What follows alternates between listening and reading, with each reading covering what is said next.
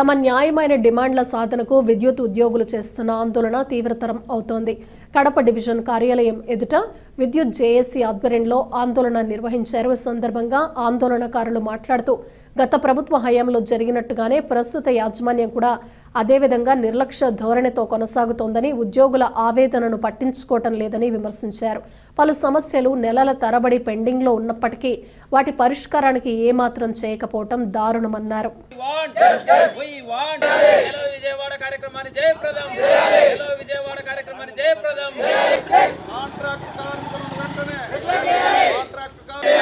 అపరిమిత మెడికల్ వైద్య పాలసీని వెంటనే, అపరిమిత వైద్య పాలసీని కోరికలను వెంటనే 13న జరిగే చలో విజయవాడ కార్యక్రమాన్ని జయప్రదం. విద్యుత్ శాఖలో దాదాపు 2 నెలల నుంచి అనేక సందర్భాల్లో యాజమాన్యాలతో చర్చలు జరుపుతూ రకరకాలను అనేక పర్యాయాలు మేము వాళ్ళతో చర్చించడం జరిగింది. యాజమాన్యం మొండి వైఖరి చూపిస్తుంది. 20 సంవత్సరాల నుంచి అదే విధంగా మొండి వైఖరి చూపిస్తుంది. మేము ఎన్నెన్నో సందర్భాల్లో చెప్పినాం, అనేక సమస్యలు ఉన్నాయి మా విద్యుత్ సంస్థల్లో. మేము చాలా విసిగిపోయినాం. ఇంకా మాకు వేరే మార్గమే లేదు. మేము సమ్మెలోకి వెళ్ళడం తప్ప అంతిమంగా ఏం లేదు. ఇప్పటికైనా మీరు మా పట్ల కొంచెం గౌరవప్రదంగా ప్రవర్తించండి. మేము ఎన్నో కష్ట నష్టాల్లో ఉన్నాము. వాస్తవంగా ఒక మనిషి 10 మంది డ్యూటీ చేస్తూ అధిక మానసిక ఒత్తిడితున్నారు, ప్రాణాలు కోల్పోతున్నారు. లైన్మెన్లకు సంబంధించిన వ్యవస్థ పూర్తిగా పతనం అయిపోయింది. ఒక లైన్మెన్ కింద దాదాపు 6 మంది వానికి అసిస్టెంట్ లైన్మెన్లు, జేఎల్ఎంలో అసిస్టెంట్లు ఉండాల్సింటే ఒక లైన్మెన్ ఒకడే ఉన్నాడు. వాడే ట్రాన్స్ఫార్మర్ ఆఫ్ చేసుకోవాలా, వాడే బీగం వేసుకోవాలా, వాడే పోల్ ఎక్కాలా, కటింగ్ ప్లేర్ కింద పడినా మళ్ళీ వాడే దిగి ఎత్తుకోవాలా. ఏమాత్రం తేడా వచ్చినా ప్రాణాలు పోతే కింద పడితే వాడిని ఎత్తకపోయేవాడు కూడా లేడు. ఇంత దారుణమైన పరిస్థితి ఉంది. కాంట్రాక్ట్ వ్యక్తులు ఎక్కిస్తూ ఉన్నారు. పోల్ టు పోల్ వర్కర్లను పెట్టారు, వాళ్ళు చచ్చిపోయినా అంతే. ఎనర్జీ అసిస్టెంట్లు చనిపోయినా ఎవరు చూసినా ప్రాణాలు పోగొట్టుకుంటున్నారు. 20 సంవత్సరాలుగా ఉంది. కాంట్రాక్ట్ కార్మికులు 20 సంవత్సరాలుగా పెట్టారు. పెన్షన్ లేదు, మెడికల్ పాలసీలు సరిగా లేదు. వీటన్నిటి పట్ల మేము గత నెల నోటీస్ ఇవ్వడం జరిగింది. మొదటి దఫ కొంతవరకు ఆందోళన కార్యక్రమాలు చేపట్టినాం, అయినా కానీ వాళ్ళు చెల్లించలేదు. మొన్న మొదటి నుంచి మళ్ళీ స్టార్ట్ చేసాం. 2వ సిస్టమ్ ప్రకారం స్టార్ట్ చేసాం. మన చర్చలకు పిలిచినారే కానీ కనీస గౌరవప్రదం లేకుండా నాట్ యాక్సెప్టెడ్. అరే, ఏదైతే రాజ్యాంగబద్ధంగా ఉందో ఆ పద్ధతి ప్రకారం, ఫ్యాక్టరీస్ యాక్ట్ ప్రకారం మేము నడుచుకుంటున్నాం. మమ్మల్ని ఎందుకు మీరు ఈ విధంగా శారీరకంగా కానీ మానసికంగా కానీ ఇంత ఒత్తిడికి లోబడి మేము పనిచేస్తున్నాం కదా, ఎందుకు మీరు గుర్తించట్లేదని అంటే దానికి వాళ్ళ దగ్గర జవాబు లేదు. ఏమంటారంటే ప్రతిదానికి ఆర్థికం అని చెప్తారు.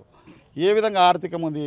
20 ఏళ్ళు పని చేసినా కూడా 25,000 రూపాయలు ఇవ్వట్లేదు. 20 సంవత్సరాలకు 25,000 రూపాయలు కూడా రాని ఉద్యోగం ప్రపంచంలో ఎక్కడ లేదు, ఒక విద్యుత్ శాఖలో తప్పనిచ్చి. ఇంత దారుణంగా ఉంది. 35 ఏళ్ళు పనిచేసే పెన్షన్ లేదు, పోల మీద నుంచి కింద పడితే వైద్యం లేదు. సరైన ఏదైనా కరోనా టైంలో అందరు ఇళ్లలో పండుకుంటే మేము డ్యూటీలు చేసాం.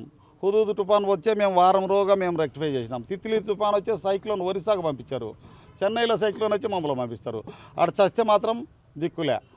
ఇటువంటి ఘోరమైన పరిస్థితులలో మేము నోటీస్ ఇచ్చాం. సమ్మెకు వెళ్తూ ఉన్నాం. 13వ తారీఖున విజయవాడలో ధర్నా ఉంది. ఈ ధర్నా జయప్రదం చేయాలని చెప్పి అందరినీ మేము మోటివేట్ చేస్తున్నాం. ఇది అప్పటికీ చెల్లించకపోతే 15వ తారీఖు నుంచి మేము ఇండెఫినెట్ స్ట్రైక్లోకి ఖచ్చితంగా వెళ్తాం. సావరేవో తెలుసుకునేవాల్సిన పరిస్థితి వచ్చింది. మేము ఏదైతే డిమాండ్లు ఇచ్చామో ఆ డిమాండ్లన్నీ నెరవేరినంత వరకు మేము వెనకడికి వెయ్యం. ఎందుకంటే 20 సంవత్సరాలుగా అలసిపోయి ఉన్నాం. ఇంతకంటే మేము నో వాయిస్, మా దగ్గర అసలు మాట్లాడడానికి మాట రావట్లేదు. అటువంటి పరిస్థితుల్లో ఉన్నాం. మీరందరూ దయచేసి మాకు మద్దతు ఇవ్వాలని మీడియా మిత్రులని మరీ కోరుకుంటున్నా. అదేవిధంగా మా కాంట్రాక్ట్ కార్మికులని 20 ఏళ్ళుగా పనిచేస్తున్న వాళ్ళని కూడా మీరు పరిశీలించండి ఒకసారి. ఈ విషయాన్ని ప్రభుత్వానికి తెలియజేయాలని మరీ కోరుతున్నాం. కె సురేష్ బాబు, కాంట్రాక్ట్ విభాగం, ఏఐటీసీ అనుబంధము. ఆంధ్రప్రదేశ్ రాష్ట్రంలో విద్యుత్ సంస్థల్లో దాదాపు 15 సంవత్సరాలు 10 సంవత్సరాల నుంచి విద్యుత్ సంస్థల్లో కాంట్రాక్ట్ కార్మికులుగా వేలాది మంది పనిచేస్తూ ఉన్నారు. కాంట్రాక్ట్ కార్మికులు 25,000 మంది, మీటర్ రీడర్స్ 6,000 మందికి పైగా ఉన్నారు. నిన్నటి వరకు ఉమ్మడి ఆంధ్రప్రదేశ్లో కలిసిమెలిసి ఉన్నటువంటి తెలంగాణలో కేసీఆర్ ప్రభుత్వంలో అందరినీ కూడా డిపార్ట్మెంట్లో విలీనం చేసుకొని వాళ్లకు మెరుగైన జీతాలు ఇవ్వడము, నిత్యావసరాల సరుకులకు తగినట్టుగా జీతాలు అరేంజ్ చేయడము ఇవన్నీ జరుగుతూ ఉన్నాయి. కానీ తోటి తెలుగు రాష్ట్రమైన మన రాష్ట్రంలో మాత్రము గత ప్రభుత్వంలో రెగ్యులర్ చేస్తాము అని చెప్పేసి అందరినీ ఆశ పెట్టి చివరకు నెరవేర్చకుండానే గత ప్రభుత్వం నిష్క్రమించిన చూసినాము. ఇప్పటికైనా కూడా అప్పుడు ప్రతిపక్షంలో ఉన్నటువంటి చంద్రబాబు నాయుడు కానీ, పవన్ కళ్యాణ్ ఉప ముఖ్యమంత్రి గారు పవన్ కళ్యాణ్ గారు కానీ, లేకపోతే లోకేష్ గారు కానీ యోగాల కార్యక్రమంలో కూడా మా నాయకులు అక్కడక్కడ కలిసి వారికి కాంట్రాక్టు కార్మికుల సమస్యలపైన పలు విధాలుగా రిప్రజెంటేషన్ ఇవ్వడం జరిగింది. మన ప్రభుత్వం వస్తానే మీకు అందరికీ కూడా న్యాయం చేస్తాము అని చెప్పేసి అప్పట్లో హామీ ఇచ్చారు కూడా. కానీ ప్రభుత్వం వచ్చిన తర్వాత కూడా ఇంతవరకు కూడా దాదాపు 1.5 సంవత్సరం దాటిపోయినా కూడా ఇంతవరకు మా సమస్యలను మమ్మల్ని రెగ్యులర్ చేయడం, ఇటువంటి సమస్యలు ఇటువంటి పట్టించుకున్న దాఖలాలు లేదు.